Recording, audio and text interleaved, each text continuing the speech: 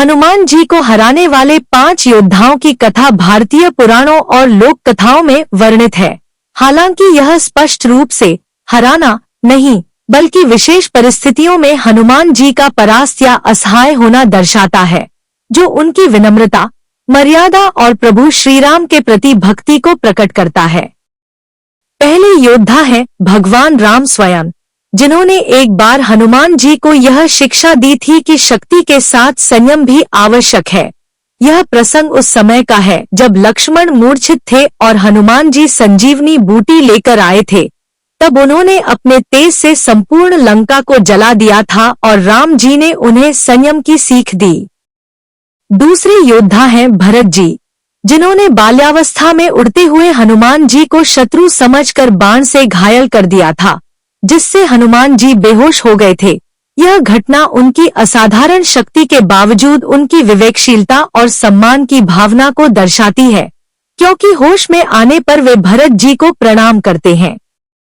तीसरे योद्धा हैं रावण का पुत्र मेघनाद, इंद्रजीत, जिसने युद्ध के दौरान ब्रह्मास्त्र का प्रयोग कर हनुमान जी को बंदी बना लिया था, लेकिन हनुमान जी ने केवल प्रभु राम के कार्य हेतु स्वयं को बांधने दिया और इस प्रकार हार नहीं, बल्कि धर्म के प्रति उनकी समर्पण भावना को दर्शाता है। चौथे योद्धा हैं भीम।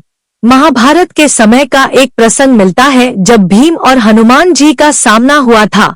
हनुमान जी ने वृद्ध वानर का रूप लेकर रास्ता रोका और भीम अपनी पूरी ताकत लगाने के बाद भी उनकी पूंछ नहीं हटा सके। यहाँ भी हनुमान जी की विजय होती है, पर यह प्रसंग उनके पराक्रम की तुलना दर्शाने के लिए बताया जाता है। पांचवें योद्धा हैं स्वयं भगवान कृष्ण। जब द्वारका में हनुमान जी अर्जुन के रथ की ध्वजा पर विराजमान थे, तब युद्ध के समय भगवान कृष्ण ने सुदर्शन चक्र से रथ की रक्षा की और अंत में हनुमान जी ने श्री कृष्ण की महानता स्वीकार की। इस प्रकार यह एक प्रतियोगिता नहीं, बल्कि प्रभु भक्ति का प्रतीक बन जाता है। इन सभी प्रसंगों में हराना शब्द का प्रयोग प्रतीकात्मक रूप में किया गया है, क्योंकि वास्तव में हनुमान जी अपराजय हैं।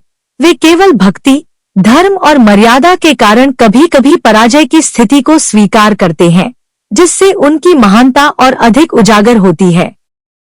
हनुमान जी की असाधारण शक्ति, अद्वितीय भक्ति और विनम्रता उन्हें ऐसा योद्धा बनाती है जिसे शारीरिक रूप से पराजित करना असंभव है। परंतु जिन लोगों ने उन्हें कभी असहाय या निरुद्ध किया, वे स्वयं महान विभूतियां थीं, और उन प्रसंगों का उद्देश्य केवल हनुमान जी के चरित्र की बहुआयामी विशेषताओं को प्रकट करना था।